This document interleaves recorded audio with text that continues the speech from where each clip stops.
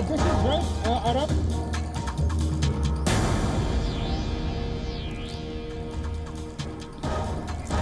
Hello and welcome to a WION Live Broadcast from Washington, D.C. I'm Kate Fisher, and in this bulletin we'll get you updates on stories developing around the world. First of all, let's take a look at the headlines. Several Afghan journalists who were covering the protests in Kabul have been arrested. Earlier, anti-Pakistan protests were held across Afghanistan to condemn Islamabad's meddling in the country's affairs.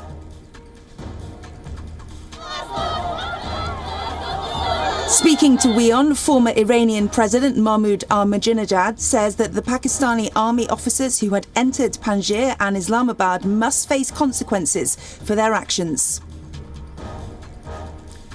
Secretary of State Antony Blinken says that the US is working with the Taliban to facilitate additional charter flights from Kabul for people seeking to leave Afghanistan after the American military and diplomatic departure.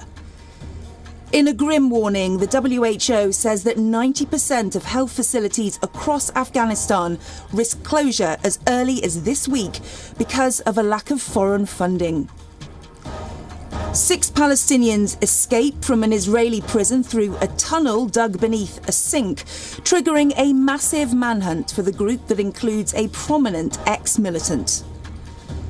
Within a month of India proposing to scrap retrospective tax cases, UK energy company Cairn has agreed to take back all cases against the country within days of India returning $1 billion. Cairn Energy has filed cases to seize Indian properties in countries ranging from France to the US.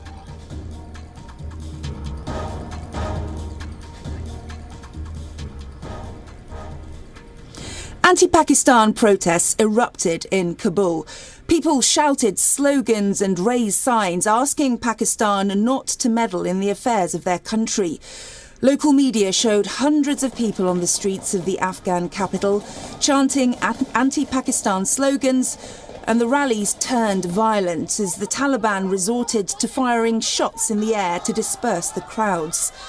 Local media reporting the presence of dozens of women at the protest who rallied outside the Pakistan embassy holding banners and chanting against what they feel is meddling by Islamabad. These protests follow the visit of Pakistan's powerful intelligence chief, Lieutenant General Faiz Hamid, to Kabul, where he met with the top Taliban leadership, including co-founder Abdul Ghani Baradar, amidst efforts by the Taliban to finalise a government in the country.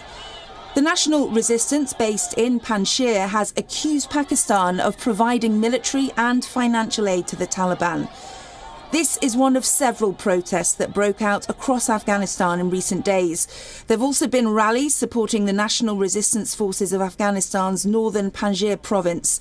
Protests have been reported in Ghazni, Farab, Mazar-e-Sharif. The anti-Taliban protests broke out after the head of the armed resistance force, Ahmed Massoud, called for a countrywide uprising against the Taliban. WION correspondent Anas Malik is in Kabul, and he sent us this report.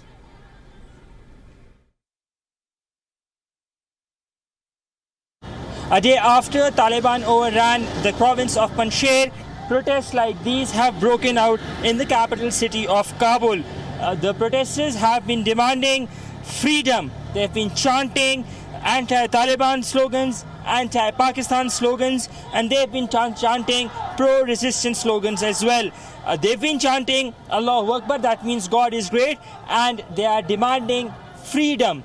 Men and women, both in numbers, have come out on the streets of Kabul.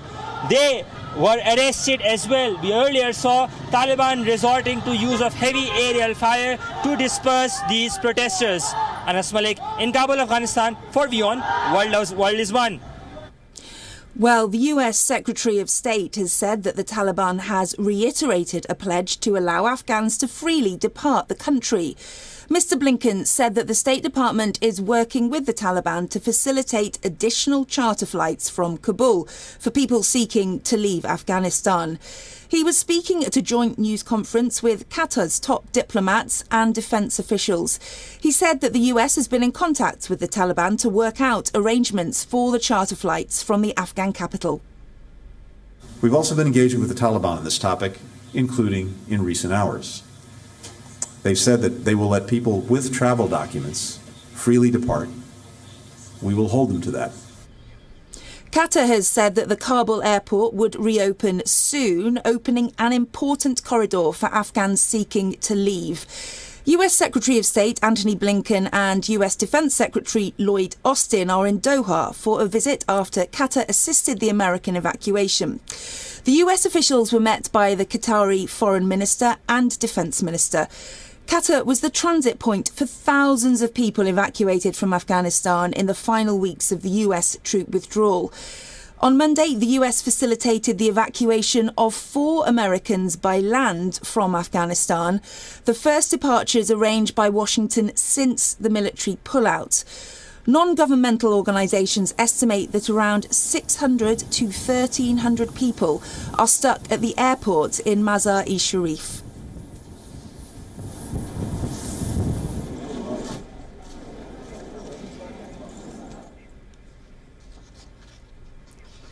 Just days before the 20th anniversary of 9/11, the trial into the devastating terror attack that prompted the US to invade Afghanistan to apprehend al-Qaeda leader Osama bin Laden still remains in the pre-trial phase. The prosecution of the alleged mastermind and other plotters restarts Tuesday, stirring new hopes for justice. For nearly 15 years, Khalid Sheikh and his co-defendants have been locked up at the US naval base in Guantanamo Bay in Cuba. They'll be appearing in the military tribunal for the first time since early 2019, after proceedings were halted by a 17-month delay due to the coronavirus pandemic. On Tuesday, family members of some of the nearly 3,000 people who were murdered 2 decades ago will get to observe as proceedings continue. But hopes for a jury trial and verdict anytime soon are slim. The pre-trial phase could easily last another year, according to the defence attorneys. Scores of motions are due to be heard demanding evidence that military prosecutors refuse to hand over. Attorneys say the 5 defendants are all suffering from the lasting effects of severe torture and decades-long isolation that they've endured in secretive CIA black sites between 2002 and 2006. Khalid Sheikh Mohammed, dubbed KSM, this 56-year-old Pakistani citizen raised in Kuwait, was put in charge of the 9/11 plot by Osama bin Laden. He was captured in Rawalpindi, Pakistan in March 2003 and taken to several CIA black sites. He was subjected to waterboarding 183 times over 4 weeks. In September 2006, he confessed that he was responsible for the 9/11 attack, other bombings and the murder of US journalist Daniel Pearl. Ammar al-Baluchi, a citizen of Pakistan, originally from Kuwait. Baluchi is Khalid Sheikh Mohammed's nephew. He allegedly prepared the hijackers for how to function in Western culture, and he helped with travel plans and money transfers for the operation. His attorneys say the torture that he endured has left him with significant medically diagnosed brain damage. Walid bin Attash is a senior lieutenant in al-Qaeda who helped Mohammed plan the 9/11 attacks. Ahead of the attacks, he took flights on US carriers across Southeast Asia to test airline security. Ramzi bin al-Shib trained in al-Qaeda camps in Afghanistan with some of the 9/11 hijackers in 1999. But the Yemeni failed to get a US visa to take part in the attack, and instead he helped coordinate between the cell and al-Qaeda. His lawyers say he continues to suffer severely from the effects of torture and that the government itself labels him psychotic. And Mustafa al-Hawsawi, a Saudi Arabian national who allegedly aided the 9/11 hijackers with travel arrangements and money transfers. He underwent harsh interrogations by the CIA. His attorneys say that he suffered rectal damage as a result. The 5 accused are on death row on charges of murder and terrorism. Since the proceedings began, prosecutors have viewed the case as open and shut, even without the information reaped from the CIA interrogations. Prosecutors maintain that the defendants provided enough evidence of conspiring in the 9/11 attacks, especially during interrogations conducted by the FBI in 2007. But defence attorneys argue that the FBI's involvement in the 2007 interrogations compromised the evidence. Tuesday's hearing will largely focus on the judge's qualifications and whether he is as susceptible to bias. Lawyers from both sides may question the new judge for possible bias. The rest of the week will mostly involve meetings with military prosecutors and defence teams.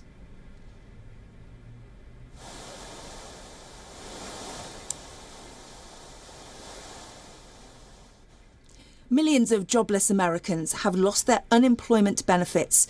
2 critical programs have recently expired. One provided aid to self-employed and gig workers. Another provided benefits to those who have been unemployed for more than 6 months.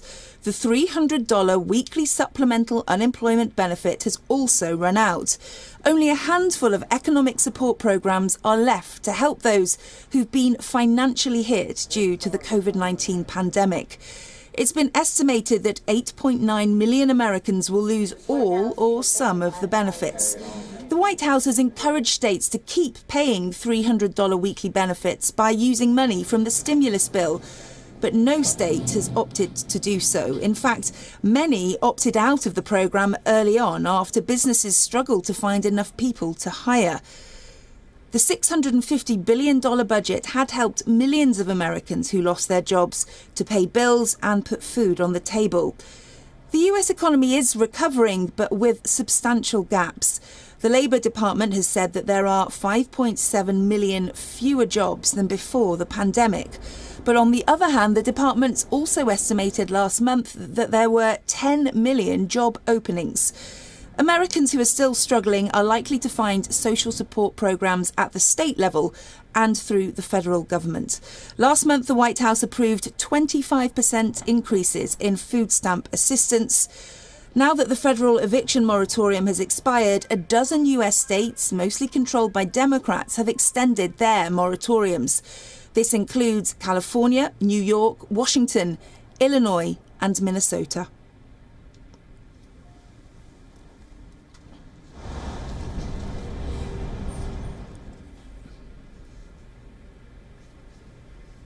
In an attempt to counter the growing aggression by the military junta, Myanmar's shadow government has now called for a revolt against the military rulers by setting out a strategy that includes action by armed militias and ethnic forces. The shadow government's declared a people's defensive war against the country's military. In a Facebook video, the National Unity Government's acting president, Dua Lashila, called for revolt in every village, town, against the military-installed government. Today, from September 7th, 2021, we launched a people's defensive war against the military junta. As this is a public revolution, all citizens of Myanmar revolt against the rule of military terrorists led by Min Aung Hlaing in every corner of the country.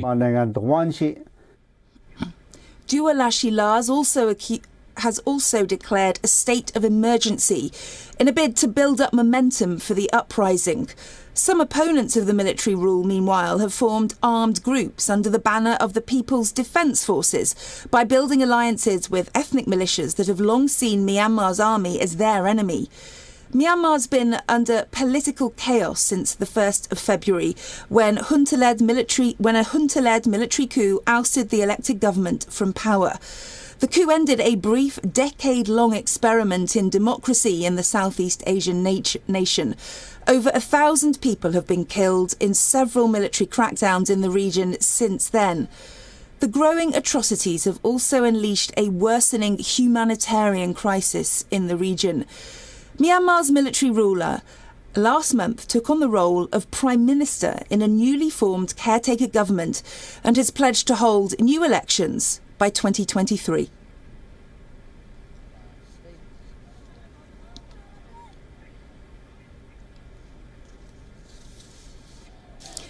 Italy was one of the countries worst affected by the COVID-19 outbreak in 2020. The country's reported a total of more than 4.5 million COVID cases. More than 129,000 people have succumbed to the virus. The ongoing pandemic has cut the average life expectancy in Italy by 1.2 years. Our next report brings you more details. The ongoing COVID-19 pandemic has cut the average life expectancy in Italy by 1.2 years. This is according to Italy's National Statistics Bureau. The report says that the nationwide life expectancy for those born in 2020 has dropped by over 1 year as compared to 2019. According to the latest figures, the nationwide life expectancy at birth in 2020 stood at 82 years, compared to 83.2 years in 2019. For children born in 2020, male life expectancy is nearly 80 years, while for females it is 84.4 years. Meanwhile, the average life expectancy for men has dropped by more than 4 years in some of Italy's worst affected provinces. This steep drop is more visible in the northern provinces of Bergamo and Cremona, the initial epicenter of the COVID-19 outbreak in early 2020. According to government data, men have lost an average of 4.3 to 4.5 years, while women have lost nearly 3.2 years in these areas.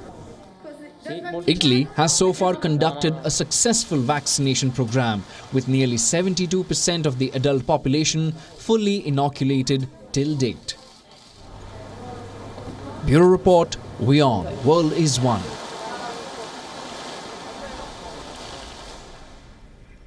Shifting focus now to Germany, where people are helping each other to recover from the losses after floods ravaged the country in July. Our next report tells you how a group of volunteers are rebuilding a disaster-hit town. Let's take a look.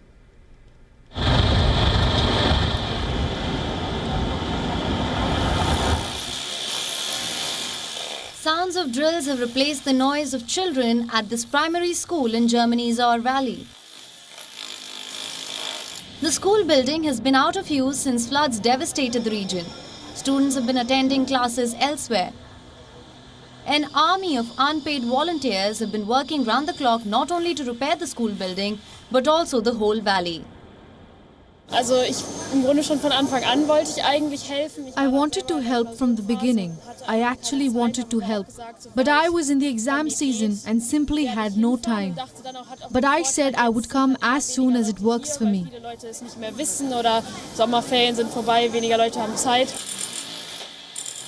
The volunteers are from all walks of life.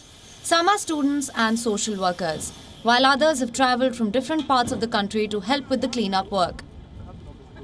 They have been living in makeshift camps. Locals have been providing them with food and other necessities.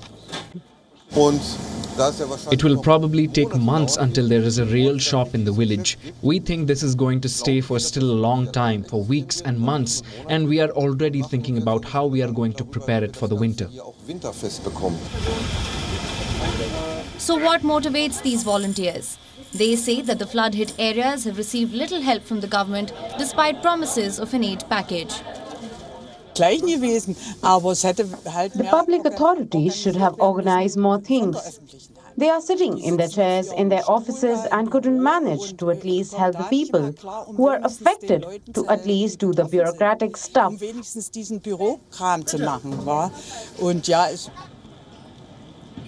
Survivors are now calling for more volunteers to help with the repair work. They say that private individuals are essential for the success of the flood recovery efforts. Bureau Report, WION World is One. Now, after years of successful water treatment, seals have begun returning to the UK's Thames River. Our next report has all the details, and with that, it's a wrap on this WION live broadcast from Washington, DC. For more news and updates, stay tuned to WION World is One.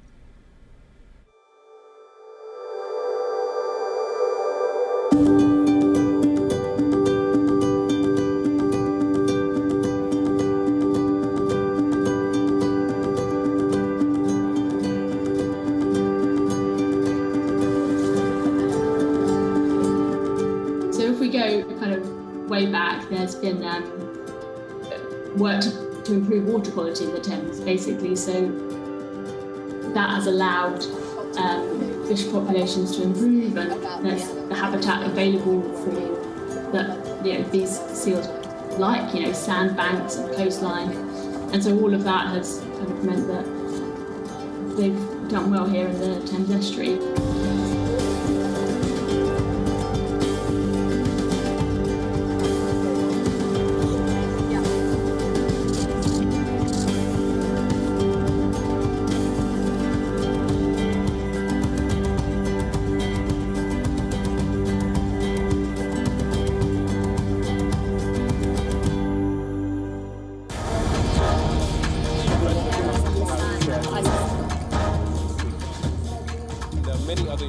This is right, Arab.